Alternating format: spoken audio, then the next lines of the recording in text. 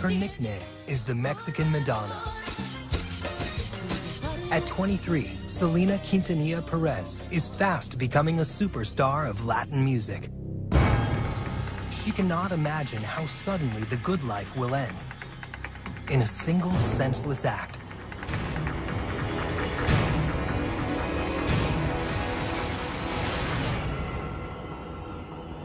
By 1995, Selena has won her first Grammy and performed for 60,000 fans at the Houston Astrodome. I would like to thank every one of you for making this possible.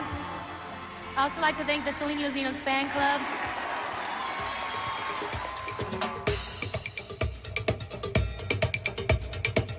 The Selena fan club has grown to over 5,000 members, with each fan paying $22 to join.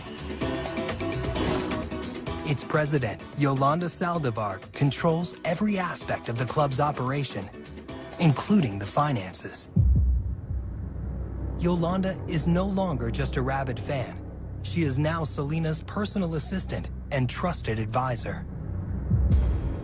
It got to a point where it was very difficult for anybody to talk to Selena or to have anything to do with Selena without going through Yolanda Saldivar first. She took a lot of control. When Selena decides to set up her own chain of fashion boutiques, Selena Etc., she turns to Yolanda. The former nurse, with no business experience, is promoted to manager of the new clothing stores. It's a huge responsibility that includes access to Selena's substantial bank accounts. With Selena, she had access to many, many, many different things, a completely different lifestyle. Selena never questions Yolanda's loyalty or motives until her father starts getting calls from angry fans. I never got my CDs. I paid my money and I sent it in. Mr. Quintanilla had gotten several complaints from people who were members of the Selena fan club. They had sent in their money and never gotten anything. So Mr. Quintanilla started looking into it, and he was shocked by what he found. He found several checks that were written to Yolanda Saldivar, signed by Yolanda Saldivar, and endorsed by Yolanda Saldivar.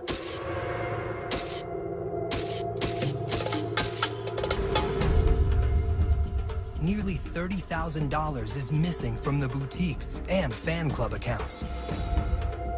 But when Selena hears the news, she refuses to believe it. Selena had a beautiful heart. She trusted everybody. When he told Selena, Selena, you gotta be careful, she's stealing money from you. Selena's response was always, oh, Dad, she's like my sister. She would never do anything to harm me, never. She questioned it. You know, she wanted to see proof. Once she saw it, that was it. But the evidence is there. Yolanda had been systematically embezzling from her gullible employer. For Selena, it's a slap in the face. When she saw the proof, she was shocked and hurt. Her friendship with Yolanda had been a lie. Her trust had been shattered. Selena slowly realized that Yolanda had used her to gain privilege, power, and ultimately money. On March 9th, 1995, Selena and her father made a decision to confront Yolanda.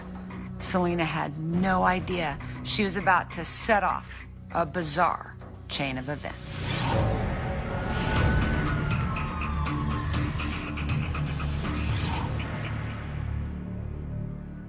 We had had a meeting with her. We had showed her the evidence that we had. When Abraham and Selena confront Yolanda, she claims to know nothing about the missing funds. I was, angered at the moment because everything that I showed her and asked her about it, she had no answer for it. And I was frustrated because we knew that she was lying.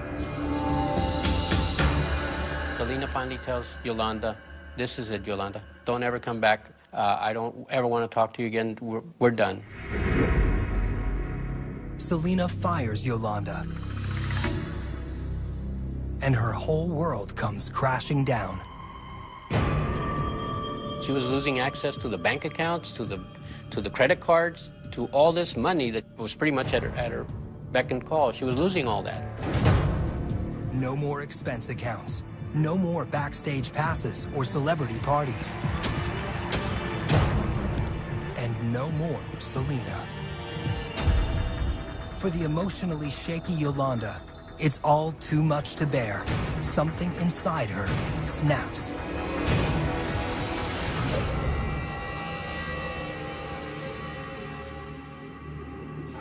At this point, she contacts Selena again and asks Selena if she can talk to her. Yolanda is still holding a number of important financial documents from the fashion boutique. She promises to return them if she can meet Selena in person.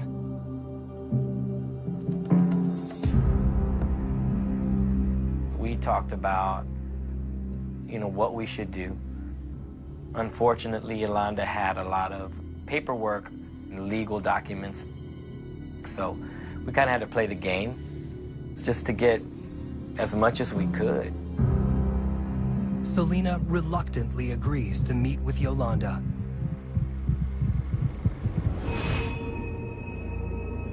March 30th, 1995.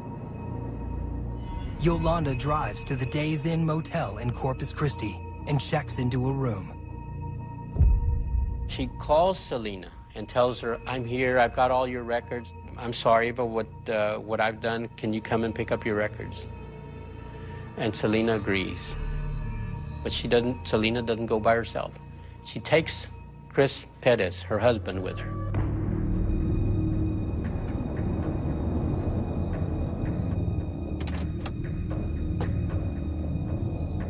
We got there and Selena says, I'll be right back. Let me go get the paperwork.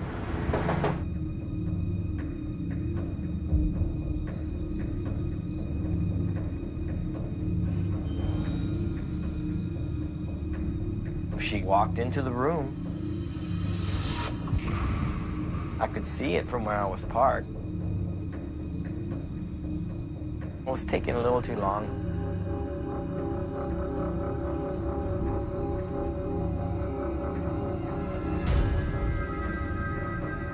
Eventually, Selena comes back to the truck, starts going through the papers.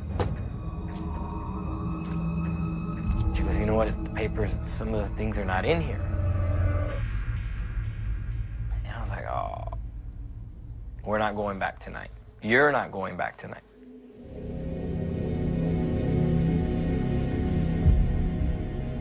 The next morning, Selena heads back to the Days Inn. This time, she's alone. I didn't know where she was going. I didn't even ask, like an idiot. Otherwise, I would have said, well, hold on, let me go with you. And maybe it, what ended up happening that day might not have happened. But, I'll never know.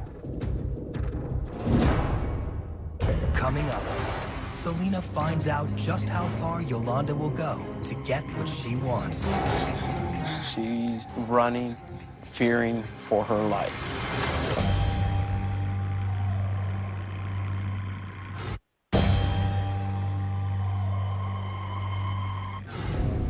In the morning of the last day of March, 1995, hot Latin star Selena Quintanilla Perez is lured to a Corpus Christi motel by the president of her fan club, Yolanda Saldivar. Selena believes she is going to collect financial documents. Little does she know of the evil that awaits her in room 158.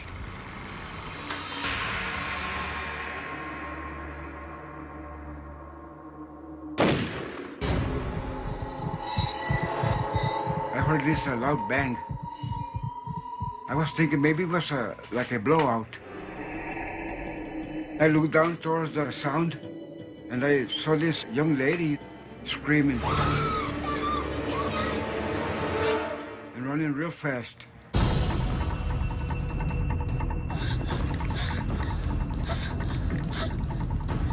Behind her was this woman. And Yolanda comes out of the room, gets in her truck, and starts driving around the parking lot, going to look for Selena.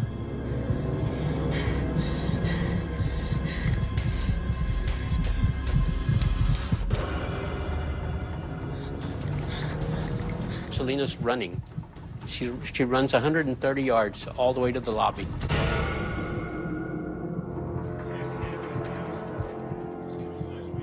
Out of the corner of his eye, hotel manager Ruben De Leon spots a woman frantically running. What caught my attention was she's bleeding. That completely stopped me. It scared me, you know. Her look is like she's running, fearing for her life. She's screaming, help me, I've been shot.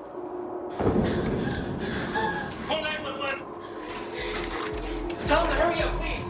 And I kneel down with her. There's blood everywhere on her body.